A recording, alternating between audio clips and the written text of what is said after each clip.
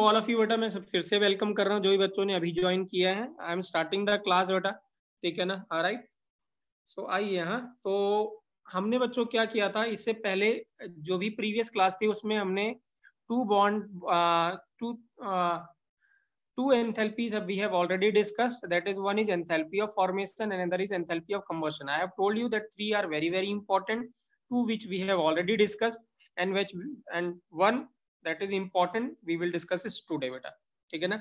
Right, आइए यहाँ इसको डिस्कस करते हैं। Next is bond enthalpy, bond energy, ठीक है ना। बीई, ठीक है ना, या एच बी, यहाँ पे बी लगा देते हैं, यहाँ पे इस जगह नहीं होता, ये बीच में बी होता है, ठीक है ना। तो बॉन्ड एनर्जी बीई भी लिख सकते हैं या डेल्टा है बी और एच लिख सकते हैं, ठीक है ना। B stand for bond energy. अब क्या है बॉन्ड एंथैल्पी या बॉन्ड एनर्जी, आप सभी को पता है because you are studying the chemical bonding, अब आप पढ़ रहे हैं, ठीक है ना। तो अब देखिए क्या है यहाँ पे क्या होगा, अगर आपको 1 मोल, क्योंकि एंथैल्पी इज एसोसिएटेड विद 1 मोल, तो अगर आपको क्या करना है, कोई भी 1 मोल इसका 1 मोल बॉन्ड आपको तोड़ना है या 1 मोल ऑफ बॉन्ड आपको बनाना है, if you want to break और if you want to form some amount of energy been required. अगर आप इसको डिसोसिएट करेंगे, ब्रेक करेंगे बॉन्ड को, then the energy is required, then the process will be endothermic, ठीक है ना। But if the bond is formed, then the energy is released, then the process will be exothermic. So whenever 1 mole of bond is formed or dissociated, the change in enthalpy associated with it is known as bond enthalpy or bond energy, ठीक है। So यहाँ पे ये लिखा है the change in enthalpy when 1 mole of bond is formed or dissociated is called as bond enthalpy, is called as bond enthalpy, right। यहाँ पे मैंने कुछ एग्जांपल लिया हुआ है। H2 याद रखेंगे 1 मोल है, यहाँ पे क्या है 1 मोल है, वो याद रखना है आपको। तो H और H में सिंगल बॉन्ड होता है, तो यहाँ पे बॉन्ड जो एंथैल्पी होगी वो क्या होगी, H और H की सिंगल बॉन्ड एनर्जी होगी, ठीक है। हाँ, राइट। और O2 है, O2 को आपको 2O में कन्वर्ट करना है, O2 के बीच में पता है डबल बॉन्ड होता है, तो ये जो बॉन्ड यहाँ पे जो एनर्जी रिक्वायर्ड होगी, वो जो एंथैल्पी होगी वो क्या होगी, O, राइट। ये सब एंथैल्पी ऑफ रिएक्शन है, राइट। तो यहाँ जो एंथैल्पी ऑफ रिएक्शन है वो HH की बॉन्ड एनर्जी, यहाँ जो एंथैल्पी ऑफ रिएक्शन है वो ऑक्सीजन की bond energy, double bond O की एनर्जी है। N2 को अगर आपको N में कन्वर्ट करना है, तो यहाँ पे जो एंथैल्पी ऑफ रिएक्शन होगा वो क्या होगा, बॉन्ड एनर्जी N और N के बीच में जो ट्रिपल बॉन्ड होता है उसको तोड़ने के लिए, राइट। अब यहाँ पे देखिए, यहाँ पे ये थोड़ा इंटरेस्टिंग केस है, आप ध्यान से देखिएगा, ठीक है ना। यहाँ पे क्या है, CH4 है, 1 2 3 और 4, तो हमें इसको डिसोसिएट करना है, तो C+4H मिलना है। क्या करना है, C+4H। तो ये ध्यान रखिएगा, ठीक है ना। इसके 1 मोल में, इसके 1 मोल में कितने CH मोल होंगे बच्चों, CH मोल होंगे 1 मोल में, कितने CH मोल होंगे इस कंपाउंड में 1 मोल में, हाँ, तो ध्यान रखेंगे यहाँ पे 4 मोल होंगे। तो यहाँ पे अगर आपको बॉन्ड एनर्जी अगर आपको दे रखी है, लेट्स सपोज X दे रखी है, ठीक है ना, किसकी बॉन्ड एनर्जी, CH की, तो मुझे आप बता सकते हैं एंथैल्पी ऑफ रिएक्शन को क्या लिखेंगे हम यहाँ पे, एंथैल्पी ऑफ रिएक्शन क्या लिखेंगे, एक्सीलेंट रोहन 4 into X, क्या लिखेंगे 4 into X। तो जो भी बॉन्ड एनर्जी आपको गिवन होगी उसको नंबर ऑफ बॉन्ड से आपको मल्टीप्लाई कर देना है, जितने भी बॉन्ड होंगे। जैसे अगर मैं पूछूं NH3 है, ठीक है ना, तो NH3 में N+3H है और बॉन्ड एनर्जी N और H की X है, तो इसका एंथैल्पी ऑफ रिएक्शन क्या लिखेंगे हम, व्हाट विल राइट 3X। कोई डाउट किसी को भी, कोई डाउट किसी को भी नहीं, ठीक है, राइट। अब एक बात इंपॉर्टेंट है, देखिए बच्चों, हाँ यहाँ पे ये ध्यान से सोचिएगा, सुनिएगा, ठीक है ना, ये थोड़ा इंटरेस्टिंग सा केस है, let me explain you, right, ठीक है। अब देखिए बच्चों, हाँ एक क्वेश्चन राइट, CH और H, तो अगर हमें H और 4H चाहिए, दिस मीन्स हमें क्या है, हमें बॉन्ड एनर्जी पता होनी चाहिए CH की, राइट। अब CH की बॉन्ड एनर्जी निकल के कैसे आती है, आप ध्यान से सुनिएगा, राइट। क्या होता है बच्चों, राइट, क्या होगा जब आप एनर्जी सप्लाई करेंगे तो सारे बॉन्ड एक साथ नहीं टूटते, एक एक करके बॉन्ड टूटता है। तो लेट्स सपोज जब आपने पहला बॉन्ड टूटा तभी आपको CH3 डॉट मिल गया, रेडिकल बोलते हैं इसको, राइट, फ्री रेडिकल बोलते हैं, CH3 डॉट मिल गया और आपको H डॉट मिल गया। तो इसका जो एंथैल्पी है लेट्स सपोज वो डेल्टा H1, कितना है, डेल्टा H1 है।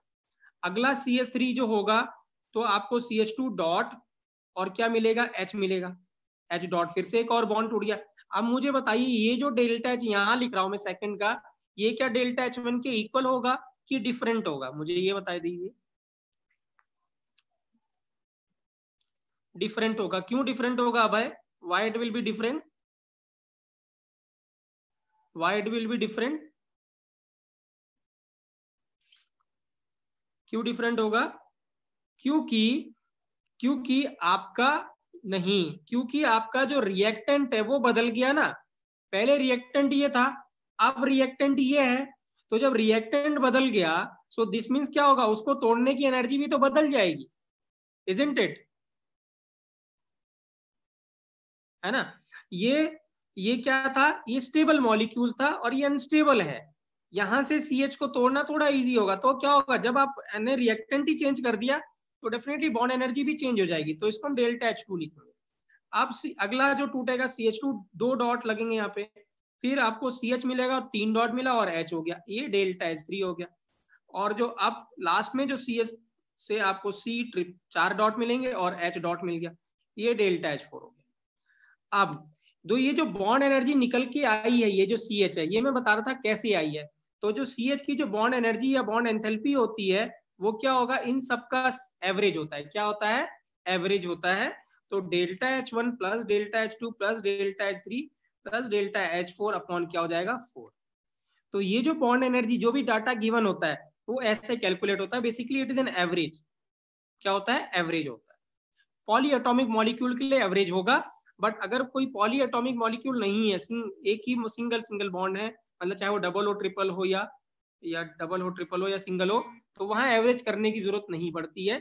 लेकिन अगर आपके पास ऐसा मॉलिक्यूल है, तो आपको जो बॉन्ड एनर्जी कैलकुलेट होकर आई होगी, तो वो कैसे आई होगी, एवरेज करके आई होगी।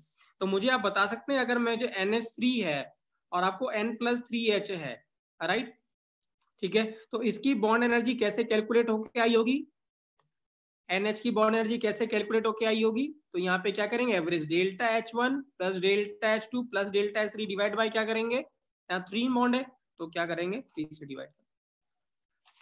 क्लियर है बच्चों? क्लियर है कि नहीं क्लियर है बेटा? करेक्ट है ना? राइट, ठीक है, राइट। सो ये है, आपको नहीं करना है, मैं पहले ही बोल रहा हूँ, you don't have to do it. ये मैं जस्ट बता रहा था आपको, ये कैसे आया होगा, समटाइम कभी पूछ ले तो आपको आना चाहिए, राइट।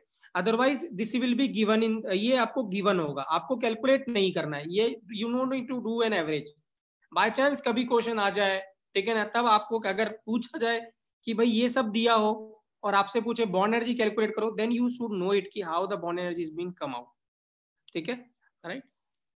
अब सबसे इंपॉर्टेंट बात कि बॉन्ड, अब हमारे पास जो डाटा होगा, पहली बार हमने एंथैल्पी ऑफ रिएक्शन कैलकुलेट किया विथ हेल्प ऑफ फॉर्मेशन, तब फॉर्मूला था प्रोडक्ट माइनस रिएक्टेंट। देन हमने second enthalpy of formation, enthalpy of reaction calculate किया विथ हेल्प ऑफ कंबशन, तब फॉर्मूला था, क्या फॉर्मूला था बच्चों कंबशन के टर्म्स में, रिएक्टेंट माइनस प्रोडक्ट। क्या था? Reactant minus product. अब है enthalpy of reaction with help of bond enthalpy. तो यहां भी बच्चों क्या है, रिएक्टेंट माइनस प्रोडक्ट होता है। क्या होता है? रिएक्टेंट माइनस प्रोडक्ट होता है, ठीक है। तो प्लीज ये इंपॉर्टेंट है, ध्यान रखिएगा, दो कंबशन में और बॉन्ड एनर्जी में हमेशा रिएक्टेंट माइनस प्रोडक्ट होता है, ठीक है ना, राइट। आइए हाँ, अब देखते हैं क्वेश्चन डिस्कस करते हैं, इससे हमें ज्यादा बेटर क्लियरिटी मिलेगी बेटा, ठीक है ना, राइट। देखिए यहाँ ये क्वेश्चन है, ठीक है, right. Calculate the enthalpy of reaction. अब आपको करना क्या है बच्चों, आपको बॉन्ड एंथैल्पी का डाटा गिवन होगा, ठीक है ना।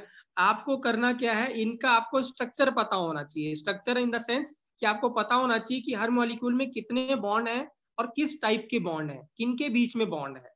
तो आपको पता है C2H4 में C और C पे डबल बॉन्ड होता है, और ये हो गया। और O2 तो हमें पता ही है, O डबल बॉन्ड है, यहाँ 3 है। और 2 ये भी हमें पता है, कार्बन डाइऑक्साइड का। और वाटर भी हमें पता है। वो स्ट्रक्चर बनाने की जरूरत नहीं है, मतलब ऐसे नहीं कि भाई आप बना रहे हो उसको, क्या कहते हैं, आपने पिरामिडल बनाना है, ज्योमेट्री की जरूरत नहीं है, शेप की जरूरत नहीं है, just to draw an structure. आप स्ट्रक्चर ड्रॉ कर लिए, ज्योमेट्री शेप की जरूरत नहीं, यू शुड नो कि हाउ मेनी, राइट। अब देखिए इसका जो एंथैल्पी ऑफ रिएक्शन है, राइट, वो क्या होगा। अब क्या था, रिएक्टेंट माइनस प्रोडक्ट। अब देखिए यहाँ इसके यहाँ पे 1 मोल है, ध्यान से समझेंगे, इसका यहाँ पे 1 मोल है, तो इसका मतलब इसमें कितने मोल ऑफ डबल बॉन्ड होंगे। अगर हम यहाँ पे 1 मोल लिया हुआ है हमने, ठीक है, तो इसके कितने कितने मोल ऑफ डबल बॉन्ड होंगे, 1 मोल ही डबल बॉन्ड होंगे रोहन भाई। डबल बॉन्ड तो एक ही होगा ना, एक मोल में एक ही होगा, एक मॉलिक्यूल में एक, तो एक मोल में एक, तो 1 इंटू क्या, bond enthalpy of C double bond C, पहला, प्लस क्या करें, अगला स्टेप क्या करें, प्लस क्या लिखूं मैं, अब एक मोल में कितने CH मोल बॉन्ड होंगे, कितने मोल बॉन्ड होंगे, 4, तो 4 into bond enthalpy of CH, correct है, प्लस अभी हम रिएक्टेंट ही चल रहे हैं, प्लस यहाँ पे क्या करें, एक यहाँ पे कितने मोल है, ये 3 मोल है, एक मोल में एक बॉन्ड है, एक डबल बॉन्ड है, तो 3 मोल में 3 डबल बॉन्ड हो गए, तो 3 into bond energy of O double bond O, ये हो गया रिएक्टेंट, ये क्या हो गया, रिएक्टेंट माइनस, ठीक है। अब प्रोडक्ट की तरफ आए, अब मुझे बताइए यहाँ पे कितने मोल ऑफ डबल बॉन्ड लिखूं मैं, सी डबल बॉन्ड हो कितने मोल लिखूं, देखते हैं कौन आंसर बताता है। हाउ मेनी मोल्स ऑफ, नहीं 2 नहीं है, 4 है, क्या है, 4 है। एक मॉलिक्यूल में कितने हैं, 2, तो 2 मॉलिक्यूल में कितने होंगे, 4, तो आंसर क्या होगा, 4 into bond enthalpy of C double bond O, important है ये सब ध्यान रखना है, प्लस अब O में कितने लिखे यहाँ पे, O के लिए, OH के लिए क्या लिखें, हाउ मेनी, OH के लिए भी कितना लिखें, 4 into bond enthalpy of OH। अब ध्यान रखिए बच्चों, ये सारे प्रोसेस एंडोथर्मिक है, क्योंकि यहाँ हम एनर्जी तोड़ रहे हैं, ठीक है ना, तो डिसोसिएशन के लिए हमेशा क्या होगा, एंडोथर्मिक होगा, तो ज्यादातर ये जो बॉन्ड एंथैल्पी होगी ये ये एंडोथर्मिक होता है, पॉजिटिव साइन होता है, ठीक है। सो अब मुझे बच्चों इसका आंसर कैलकुलेट करके बताइए, देखिए डाटा गिवन है, देखते हैं कौन आंसर बताता है इसका, ये वैल्यूज गिवन है, फटाफट देखते हैं कौन कैलकुलेट करके बताता है। वो tells me the correct answer, C double bond O CH 150, C double bond O और OH, राइट, 1150 विथ साइन बताना है, विथ साइन ही एक्सेप्टेबल होगा, अदरवाइज अब रॉन्ग माना जाएगा। अब मैंने बिल्कुल सही आंसर बताया, वेरी गुड बेटा, ठीक है ना।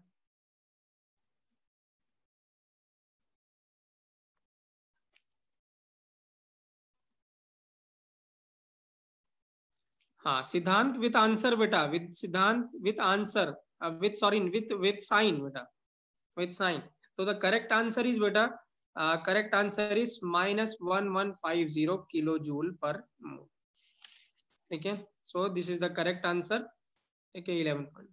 कोई डाउट बेटा, क्लियर है, कर लेंगे ऐसे क्वेश्चन, आएगा तो हो जाएगा क्वेश्चन आपसे,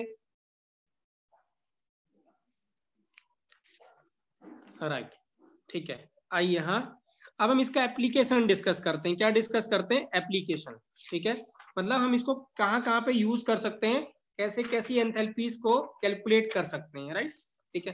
तो फर्स्ट है बच्चों, एंथैल्पी ऑफ रिएक्शन, क्या है, किसी की भी एंथैल्पी ऑफ रिएक्शन कैलकुलेट करेंगे, ठीक है।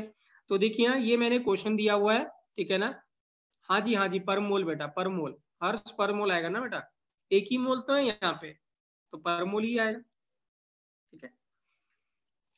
तो CH4Cl2 ये रिएक्शन आपको दे रखी है, और देखिए यहाँ पे मैंने बॉन्ड एंथैल्पी का डाटा गिवन है, CHP है, CCl_Q है, C और Cl_R है, और CH का S है। क्या मुझे आप एंथैल्पी ऑफ रिएक्शन बता सकते हैं इस क्वेश्चन का, देखते कौन आंसर बताता है in terms of PQRS, general है, देखते कौन बताता है। याद रखेंगे, मैंने फिर से बोला है, जिसका डाटा गिवन होगा फॉर्मूला उसी का लगेगा, बार बार बोल रहा हूं मैं, ठीक है ना। तो यहाँ पे डाटा बॉन्ड एंथैल्पी का गिवन है, तो फॉर्मूला भी बॉन्ड एंथैल्पी का लगेगा, एंथैल्पी ऑफ रिएक्शन कैलकुलेट करना, यहाँ भी जैसे हमने ये किया था ये ऐसे ही करना। तो आपको सभी को स्ट्रक्चर पता है, ये बहुत आसान है, right, except you should give the correct answer बेटा। तो यहाँ पे P के साथ क्या आएगा, P के साथ क्या आएगा, what should come with the P, फटाफट बताएंगे बेटा, हाँ, सो दैट हम इसको फिनिश कर सकें। 4 के साथ, इसके साथ क्या आएगा, P के साथ, P के साथ कितना आएगा, 4P, क्या आएगा, 4P, यहाँ पे CH बॉन्ड कितने हैं, 4, ठीक है ना, प्लस Cl, और कोई इसी तरीके का बॉन्ड नहीं है, Cl कितना हो गया, 1, तो ये Q हो गया,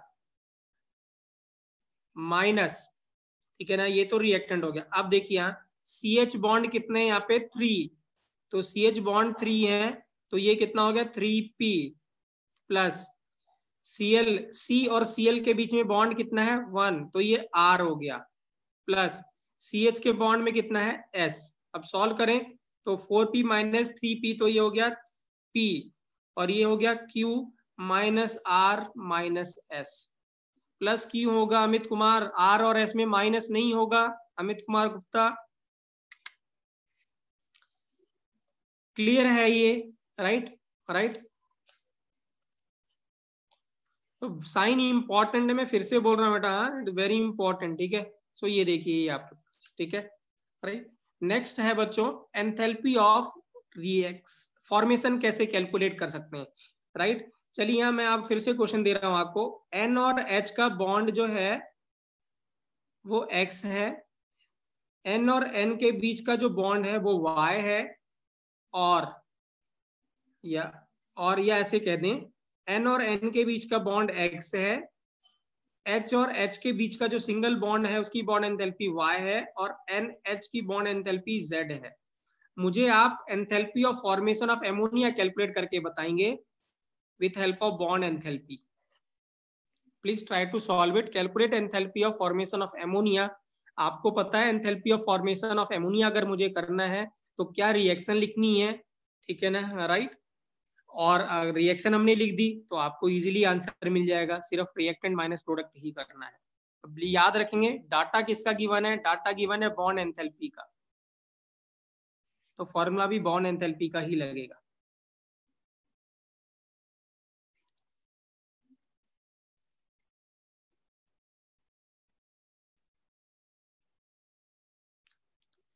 x माइनस 3y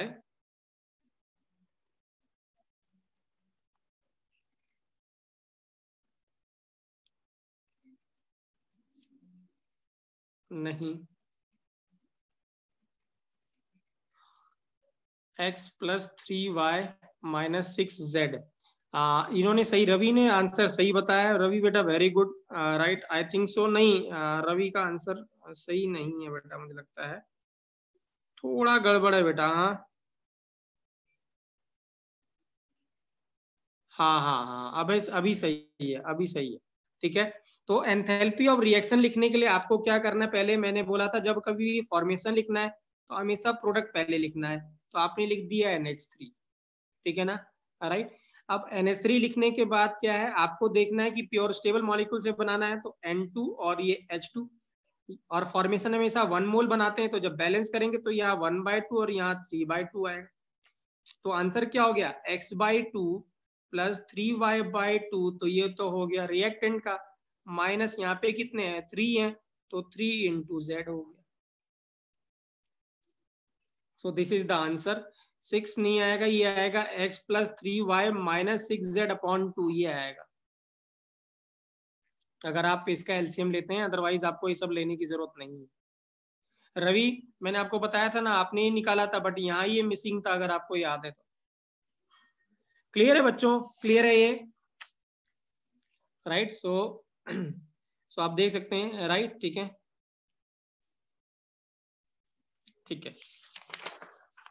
नेक्स्ट है बच्चों एंथैल्पी ऑफ कंबशन, राइट। अब इसका आंसर आप बताएंगे, enthalpy of combustion of methane calculate करना है आपको। क्या कैलकुलेट करना है, enthalpy of combustion of methane with help of bond energy. मैं फिर से आपको डाटा गिव दे रहा हूँ, ठीक है ना, राइट। CH जो है ये आपके सामने है, राइट। चलिए मैं देता हूँ, CH का जो बॉन्ड है वो P है, ठीक है ना, राइट। और O डबल बॉन्ड O का Q है, ठीक है, और C डबल बॉन्ड O का है R, और O और H का बॉन्ड है T, राइट। PQR T है, राइट, ठीक है, PQRT गिवन है, राइट। और मुझे एंथैल्पी ऑफ कंबशन ऑफ क्या निकालना है, मीथेन कैलकुलेट करना है, राइट। तो आप कर सकते हैं क्या कैलकुलेट,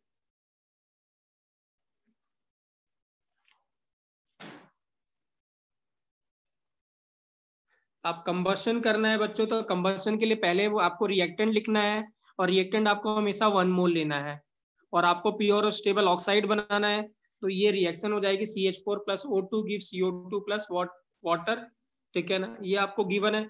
यहाँ पे कितने हैं 4p आ जाएगा। यहाँ पे कितना होगा, एक ही बॉन्ड होगा डबल बॉन्ड, बट बाहर 2 लगा हुआ है तो 2q हो जाएगा। अब CO2 के साथ 1 ही है तो एक CO2 में 2 CO वो होंगे बॉन्ड, तो 2r हो जाएगा। और वाटर में यहाँ पे कितना हो जाएगा, 2H है तो यहाँ पे कितना हो जाएगा 4t आ जाएगा। कितना आ जाएगा 4t आ जाएगा। 2t नहीं आएगा बेटा, 4t आएगा। रवि 2t नहीं आएगा, 4t आएगा ना बेटा। एक वाटर में 2 OH बॉन्ड होते हैं, O और H, ठीक है ना। और यहाँ पे क्या है 2 लगा हुआ है, तो नंबर ऑफ मॉड क्या करना है आपको, जितने भी नंबर ऑफ बॉन्ड है उसको स्टाइकोमेट्रिक कोफिशिएंट से मल्टीप्लाई कर देना है। तो यहाँ OH बॉन्ड कितने हैं 2 है, तो 2 और 2 बाहर है तो कितना होगा 4 हो जाएगा। क्लियर है बेटा, समझ में आ रहा है बेटा कि नहीं आ रहा है आप लोगों को?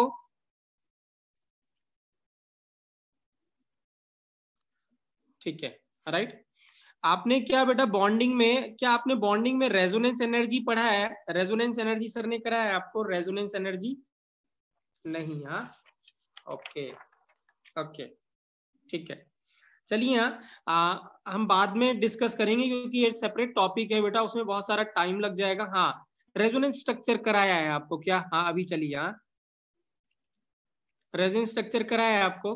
Do you know what is resonance? Anyone, do you know what is resonance? नहीं, somebody is telling me कि रेजोनेंस स्ट्रक्चर कराया है। कोई भी कंपाउंड बेटा, हाँ कोई भी कंपाउंड जिसका एक से ज्यादा स्ट्रक्चर हो पाए, मतलब अगर कोई कंपाउंड है, ठीक है ना, उसकी प्रॉपर्टीज अगर आप एक स्ट्रक्चर से नहीं डिफाइन कर पाएंगे, तो ज्यादा स्ट्रक्चर अगर आप बनाते हैं तो उसको बोलते हैं रेजोनेंस, ठीक है ना। क्या बोलते हैं? Resonance. So the compound whose more than one structure are possible, उसको बोलते हैं रेजोनेंस। क्या बोलते हैं? रेजोनेंस। और जब रेजोनेंस आता है तो स्टेबिलिटी आती है। क्या आती है? स्टेबिलिटी आती है। स्टेबिलिटी इसलिए आती है क्योंकि जब रेजोनेंस होता है, जैसे आपने बेंजीन देखा, ये देखिए हाँ बेंजीन, ठीक है। अब बेंजीन का क्या ये स्ट्रक्चर, इसके अलावा भी कोई स्ट्रक्चर पॉसिबल है बेंजीन का? Answer is yes. वो क्या होगा? वो ऐसा होगा, आप डबल बॉन्ड को हम थोड़ा शिफ्ट कर देते हैं, ऐसा हो जाएगा।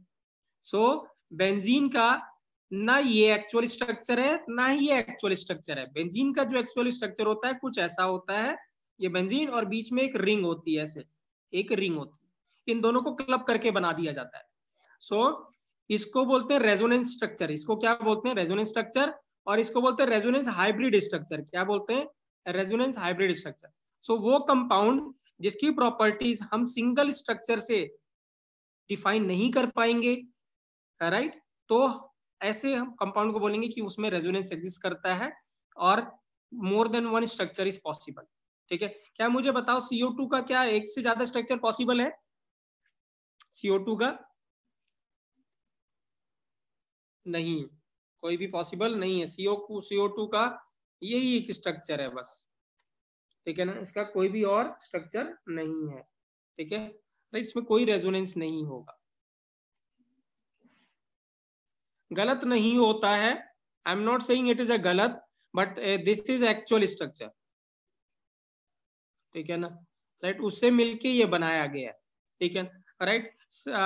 सर विल डिस्कस, जब ऑर्गेनिक पढ़ाएंगे तो डिटेल में रेजोनेंस पढ़ाएंगे। Resonance is a very important concept of organic chemistry, तो वो डिटेल में कराएंगे, you will get to know it, right. I am not going into it, ठीक है ना। कभी अगर फुर्सत रहेगी, कभी स्कूल में मिलेंगे तो हम इसको डिस्कस करना चाहेंगे तो कर सकते हैं, राइट। अदरवाइज ऑर्गेनिक सर कराएंगे तो वो आपको डिटेल में कराने ही वाले, बेटा मुझे जरूरत नहीं पड़ेगी आपको ये सब कराने की, ठीक है। अब क्या है, अब मैंने क्या बताया था, जब क्या होता है रेजोनेंस स्ट्रक्चर होता है, ठीक है ना, जब ये इधर से इधर आता है, ठीक है ना, या इधर से इधर आता है, तो क्या होता है, ये ज्यादा स्टेबल स्ट्रक्चर होता है। तो क्या होगा, जब आप कभी भी अनस्टेबल से या लेस स्टेबल से मोर स्टेबल की तरफ आओगे तो एनर्जी क्या होती है, रिलीज की एब्जॉर्ब। एनर्जी क्या होती है, रिलीज क्या, एब्जॉर्ब। तो एनर्जी क्या होती है, रिलीज होती है। एनर्जी क्या होती है, रिलीज होती है। हमेशा लेस स्टेबल से मोर स्टेबल की तरफ जाओगे तो एनर्जी क्या हो रही है, रिलीज हो रही है। अभी आप लोग क्या हो, स्टेबल हो कि अनस्टेबल हो? अभी आप लोग सबके सब क्या हो, अनस्टेबल हो, ठीक है ना, राइट। और स्टेबिलिटी कब मिलेगी आपको, when you will gate stability, जब आपकी जॉब लग जाएगी, राइट, आपकी मैरिज हो जाएगी, आपकी फैमिली होगी, तो आपको थोड़ी बहुत स्टेबिलिटी मिलेगी, राइट। तो लगातार इस प्रोसेस में, और अल्टीमेट स्टेबिलिटी तो ऑब्वियस है कि जब हम ऊपर निकल लेंगे, राइट, तो तब हमें अल्टीमेट स्टेबिलिटी मिलेगी, राइट। तो पूरे थ्रू आउट द प्रोसेस में हमारी एनर्जी क्या हो रही होती है, हमारी एनर्जी क्या हो रही होती है, रिलीज हो रही होती है। क्या हो रही होती है, रिलीज हो रही होती है, राइट, एक्सोथर्मी। तो यहाँ पे जब क्या होता है, ये स्ट्रक्चर, इसमें स्ट्रक्चर में वो कन्वर्ट होता है, तो कुछ एनर्जी रिलीज होती है। ये जो एनर्जी रिलीज होती है बच्चों, उसी को रेजोनेंस एनर्जी कहते हैं। क्या कहते हैं, रेजोनेंस एनर्जी कहते हैं। तो इसको कैसे कैलकुलेट कर सकते हैं, आइए देखते हैं। ठीक है, तो यहाँ पे मैंने फॉर्मूला लिखा बच्चों, बहुत ही इंपॉर्टेंट है बेटा ये concept, very very important concept. तो क्या है फॉर्मूला, क्या है, रेजोनेंस एनर्जी कैलकुलेट करने का फॉर्मूला है एंथैल्पी ऑफ फॉर्मेशन एक्सपेरिमेंटल या ऑब्जर्व। मतलब क्या होगा, अगर क्या है, इसकी जो एंथैल्पी ऑफ फॉर्मेशन होगा ये आपको गिवन होगा, ठीक है ना, क्योंकि एक्सपेरिमेंट या ऑब्जर्व, एक्सपेरिमेंट हम करेंगे नहीं, ठीक है ना, राइट, ना ऑब्जर्व करेंगे, तो इसका मतलब ये जो डाटा होगा ये ऑलवेज आपको गिवन होगा क्वेश्चन में। और एंथैल्पी ऑफ फॉर्मेशन हम कैलकुलेट कर सकते हैं थ्योरेटिकल या कैलकुलेटेड, ये हम कर सकते हैं with help of bond energy या बॉन्ड एंथैल्पी। तो ये हम कैलकुलेट करेंगे और ये हमें गिवन होगा, दोनों का डिफरेंस क्या होगा, रेजोनेंस एनर्जी होगा। बस यही करना है आपको, ठीक है। आइए मैं एक क्वेश्चन डिस्कस करता हूं, उससे आपको ज्यादा क्लियरिटी मिलेगी। क्या है, calculate the resonance energy of N2O from the given data, right. Enthalpy of formation आपको N2O का गिवन है 82। तो मुझे बताओ ये थियोरेटिकल है कि experimental data given. Enthalpy of formation of N2O is 82, experimental है कि थ्योरेटिकल है, दिस इज एक्सपेरिमेंटल। और थ्योरेटिकल हमें कैलकुलेट करना है, तभी हम रेजोनेंस एनर्जी कैलकुलेट कर पाएंगे। और थ्योरेटिकल कैलकुलेट करने के लिए बॉन्ड एनर्जी का डाटा गिवन है, N triple bond, N double bond, O double bond और N डबल बॉन्ड, राइट। अब मैंने क्या किया, पहले रिएक्शन लिख दी एंथैल्पी ऑफ फॉर्मेशन की ऑफ N2O। हमें पहले प्रोडक्ट लिखना है, प्रोडक्ट लिखा और 1 मोल ही लेना है। N किससे आ रहा होगा, N2 से आ रहा होगा, O O2 से आ रहा होगा, बैलेंस कर दिया। अब क्या होगा, बैलेंस करेंगे तो अब ध्यान से देखिए, N में ट्रिपल बॉन्ड होगा, तो यहाँ पे ट्रिपल बॉन्ड 1 है, तो 1 इंटू 949 प्लस हाफ, ऑक्सीजन में एक ही सिंगल बॉन्ड है, तो ये हो गया।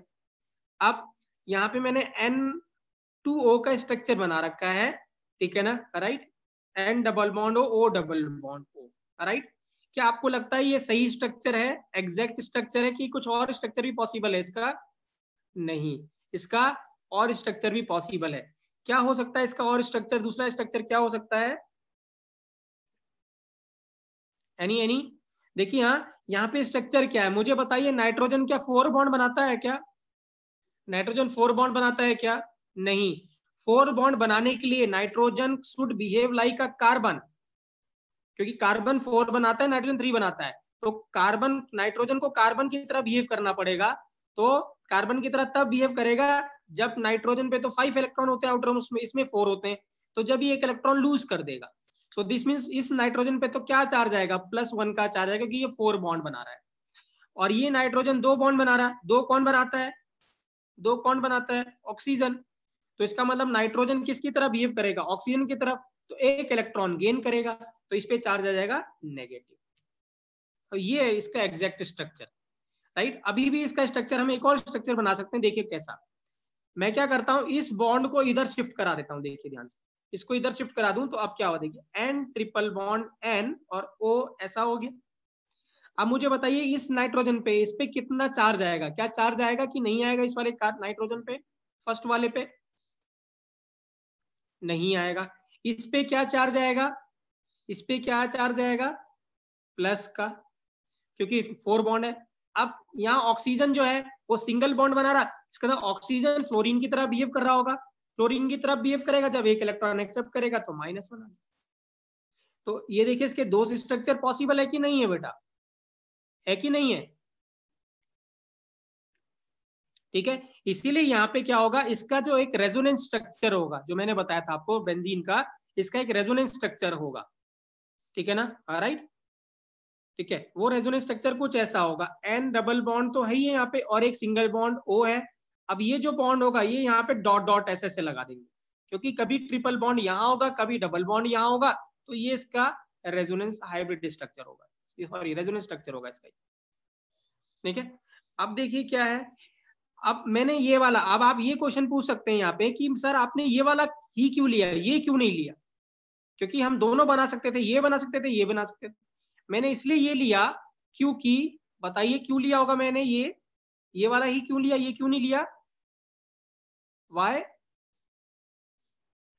क्योंकि हमें डाटा गिवन नहीं था। हाँ, एन सिंगल बॉन्ड ओ का डाटा गिवन नहीं था, हमें किसका डाटा गिवन था, एन डबल बॉन्ड एन का और एन डबल बॉन्ड ओ का, ये देखिए, तो इसीलिए मैंने ये वाला स्ट्रक्चर बनाया। तो जिसका डाटा गिवन होगा आपको वही रेजोनेंस हाइब्रिड स्ट्रक्चर बनाना पड़ेगा। हाइब्रिड बोल रहा हूं मैं, रेजोनेंस स्ट्रक्चर की बात नहीं कर रहा हूं, ये रेजोनेंस स्ट्रक्चर है और ये रेजोनेंस हाइब्रिड स्ट्रक्चर बोलते हैं। तो समझ में आया कि नहीं आया बेटा, टेल मी, राइट, ठीक है, राइट। तो जब इसको सॉल्व करेंगे बेटा तो ये एंथैल्पी ऑफ फॉर्मेशन जो कैलकुलेटेड है वो 170 आएगा, और resonance energy experimental minus calculated था, तो 82 माइनस 170, तो ये देखिए क्या हुआ, 88।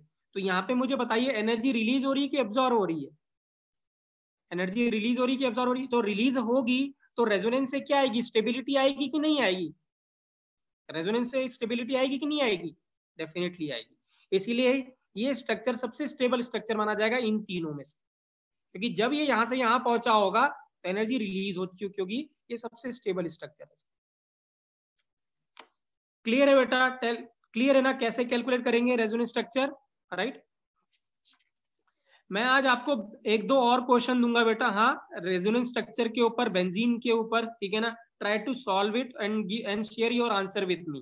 क्लियर है, राइट, खासतौर से इसका क्वेश्चन, राइट, ठीक है। चलिए, हाँ, ठीक है ना। नेक्स्ट है बच्चों एंथैल्पी ऑफ न्यूट्रलाइजेशन, ये फोर्थ है, ठीक है ना, राइट। आइए इसको फटाफट डिस्कस करते हैं। अब जो है वो बहुत छोटे छोटे हैं, डेफिनेशन बेस्ड हैं, यही थोड़ा बहुत एक्सप्लेन कर रहे हैं, अदरवाइज बाकी सब डेफिनेशन बेस्ड हैं, तो इसको फटाफट हम कंप्लीट कर लेंगे। Now thermochemistry we have almost completed, right, एक लेक्चर या 1.5 लेक्चर और लगेगा, हम कंप्लीट कर लेंगे। तो देखिए, हाँ, एंथैल्पी ऑफ न्यूट्रलाइजेशन, एसिड और बेस की जो रिएक्शन होती है उसको हम न्यूट्रलाइजेशन कहते हैं, सभी को पता है। अब एंथैल्पी क्या है, ठीक है ना, change in enthalpy, enthalpy neutralization क्या है, change in enthalpy when one equivalent, याद रखेंगे बच्चों यहाँ पे बहुत इंपॉर्टेंट है, इससे पहले जितनी भी एंथैल्पी हमने डिफाइन की थी, that is defined for 1 mole, this is the first time we are defining with respect of equivalent, reason मैं बाद में बताऊंगा। One equivalent of acid reacts with one equivalent of base, तो that is called as enthalpy of neutralisation. मुझे बताइए कि ये reaction exothermic होती है कि एंडोथर्मिक होती है, anybody can tell me, reaction exothermic या एंडोथर्मिक होती है, एक्सोथर्मिक होती है। तो यहाँ पे एंथैल्पी ऑफ न्यूट्रलाइजेशन, इसका जो साइन आएगा वो नेगेटिव होगा, क्या होगा, नेगेटिव आएगा, it is an exothermic. So acid plus base, one equivalent, salt plus water, इसको एंथैल्पी ऑफ रिएक्शन को क्या बोलेंगे, एंथैल्पी ऑफ न्यूट्रलाइजेशन, और नेगेटिव वैल्यू आएगी।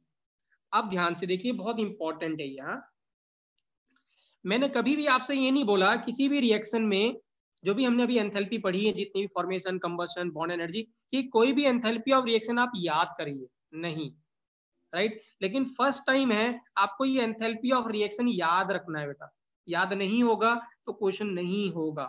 लर्न इट, लर्न करने का इसलिए है क्योंकि ये जो वैल्यू है ये हमेशा फिक्स रहती है, क्या रहती है, फिक्स्ड रहती है। तो जब कभी भी वन इक्विवेलेंट आप स्ट्रॉन्ग एसिड लेते हैं, उसका reaction one equivalent of strong base से कराते हैं, ठीक है ना, इक्विवेलेंट आप सबको पता है, ठीक है ना, मोल्स इनटू एन फैक्टर, ठीक है, right.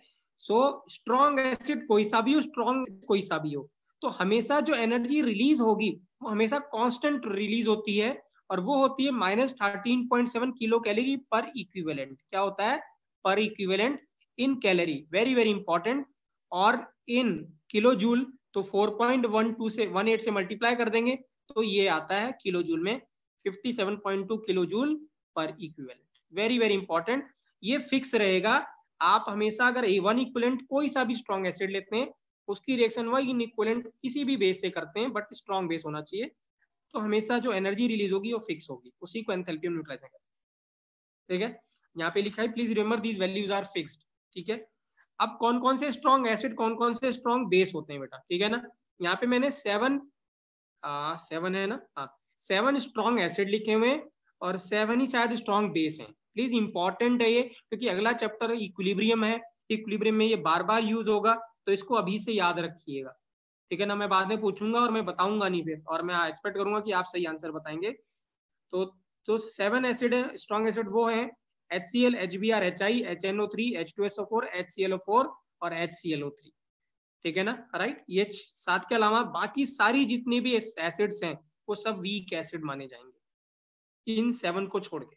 Similarly strong base, first और सेकंड ग्रुप के जो हाइड्रो ऑक्साइड्स होते हैं वही स्ट्रॉन्ग बेस होते हैं, बट Li नहीं होता, तो Ni, NaOH, KOH, RbOH, CSOH, और फिर सेकंड ग्रुप के उसमें बेरिलियम मैग्नीशियम नहीं होते, calcium hydroxide SrOH old twice और BaOH ओल्ड ट्वाइस।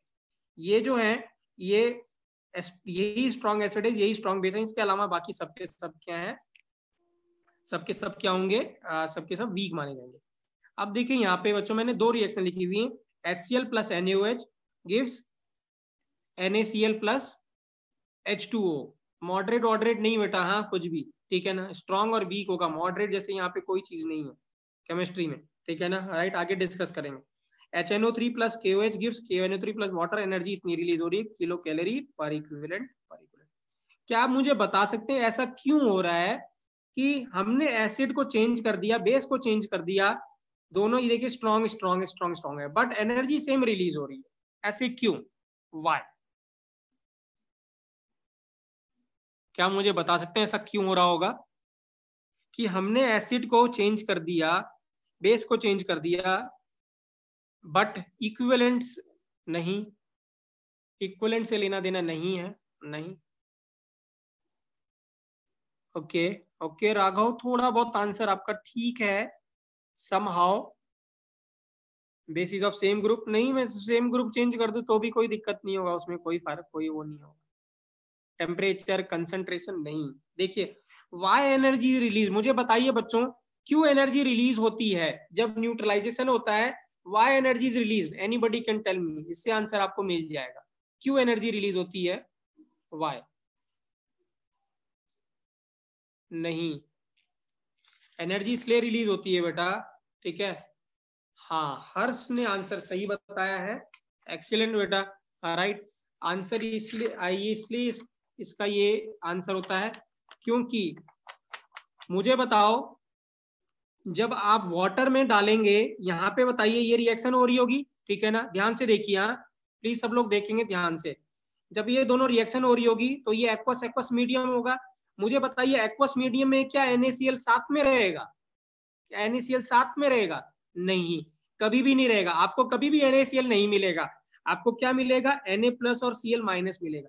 यहाँ इनके बीच में कुछ भी नहीं है, कुछ भी नहीं है, ठीक है ना। लेकिन फॉर्म क्या हुआ है यहाँ पे, वाटर फॉर्म हुआ है, ठीक है ना। तो जो एनर्जी रिलीज होती है वो due to the formation of क्या होती है, वाटर। जब कभी फॉर्म होता है तो यहाँ बॉन्ड बन रहा है ऑक्सीजन और हाइड्रोजन के बीच में, स्ट्रॉन्ग बॉन्ड बन रहा है, तो एनर्जी क्या होगी, ये रिलीज होगी। तो इनका कोई भी रोल नहीं है, ये K प्लस NO3, ये जो कैटायन और एनायन है ना, ये सिर्फ स्पेक्टेटर है, they are spectator ions, they have nothing to do here, इनका यहाँ पे कोई भी रोल नहीं है। रोल किसका है, H प्लस OH माइनस का, ये दोनों कंबाइन हुए हैं और वाटर मिला है, ये दोनों कंबाइन हुए हैं और वाटर मिला है, ये कभी भी कंबाइन नहीं हुए हैं, ये सेपरेट हैं, इनका कोई भी रोल नहीं है। तो अगर आप ये NaKNO3Cl चेंज भी करते हैं उससे कोई फर्क नहीं पड़ता, क्योंकि रिएक्शन जो हो रही है, जो कंपाउंड जो बन रहा है वो वाटर बन रहा है, और वो किसके बीच में बन रहा है, H और OH, whatsoever be the source, ठीक है ना, सोर्स कुछ भी हो, हाँ ठीक है ना, हमें वाटर बन रहा है। अब ध्यान देखिएगा क्यों सेम, ये एनर्जी क्यों सेम आ रही है, क्योंकि दोनों में कितना, 1 इक्विवेलेंट ऑफ वाटर बन रहा है, क्या बन रहा है, 1 इक्विवेलेंट ऑफ वाटर बन रहा है, ठीक है, इसीलिए एनर्जी हो रही। अगर मैं यहाँ पे ऐसे लिख देता हूँ, देखिए हाँ, ठीक है, right, H2SO4 plus CaOH whole twice gives CaSO4 plus H2O। क्या आप मुझे बता सकते हैं यहाँ पे एंथैल्पी रिएक्शन कितनी रिलीज होगी, एनीवन कैन टेल मी?